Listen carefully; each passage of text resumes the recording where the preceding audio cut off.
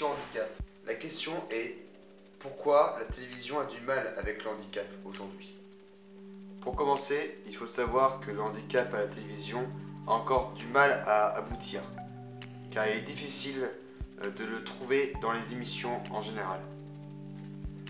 La télévision a encore du mal à comprendre qu'il existe 80% des handicaps qui sont invisibles. Pour cette première partie, on va parler de la présence du handicap. Pour l'instant, on va s'appuyer sur les chiffres du CSA.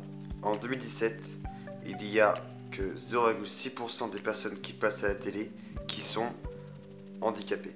On passe à 0,8% quand il y a les Paralympiques. Mais pourtant, les handicapés représentent 13% de la population. C'est vraiment trop peu et déplorable. Mais pourquoi peu de représentation alors? Car tout simplement, il y a un problème de télégénéité. On peut donner un exemple très concret. Par exemple, en 2017, on a eu les Jeux Olympiques. Il y avait une retransmission constante toute la journée. Et quand il s'agissait des Paralympiques, on n'avait le droit que la nuit entière. Certes, il existe des personnalités très connues qui passent à la télé, mais ce sont que des exceptions, comme par exemple Philippe Croizon, Jamel Debbouze ou bien Passepartout. Cela reste donc très rare et ça peut devenir stigmatisant pour certains. Le problème, c'est qu'on veut mettre des cases pour chaque type de personne et du coup on ne considère plus les personnes en tant qu'individus.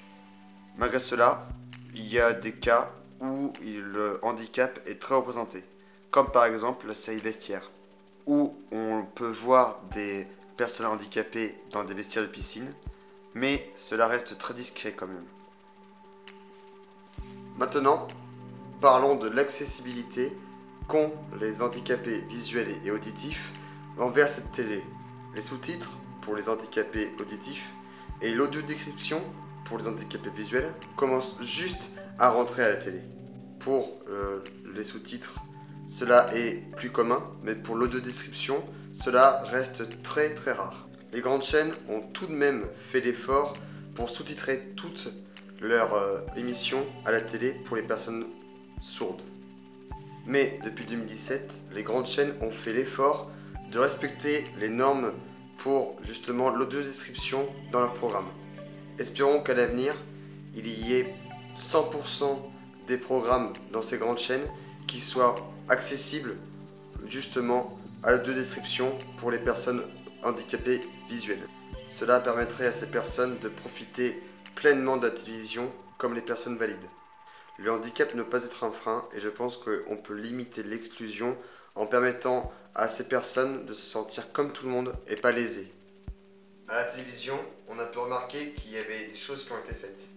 Mais au cinéma, c'est tout autre chose. Au cinéma, dans les films, il est encore rare de trouver des aménagements pour cela.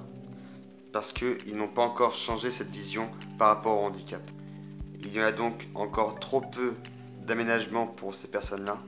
Et j'espère plus tard qu'on pourra avoir des films où il y a directement les sous-titres ou bien une audio-description pour les personnes aveugles.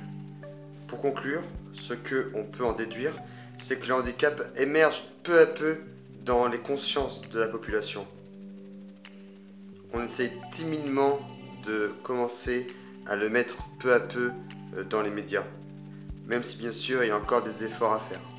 Il y a peu de temps, on a pu voir une mise en avant d'une petite fille trisomique qui a pu aider une présentatrice météo à présenter son émission. Cela prouve que l'on veut petit à petit intégrer le handicap à la population et donc qu'il fasse partie intégrante de la société. Voilà, cette discussion handicap est maintenant terminée. J'espère qu'elle vous a plu. Si c'est le cas, mettez un pouce bleu, un commentaire et abonnez-vous, ça fait pas de mal. Au revoir.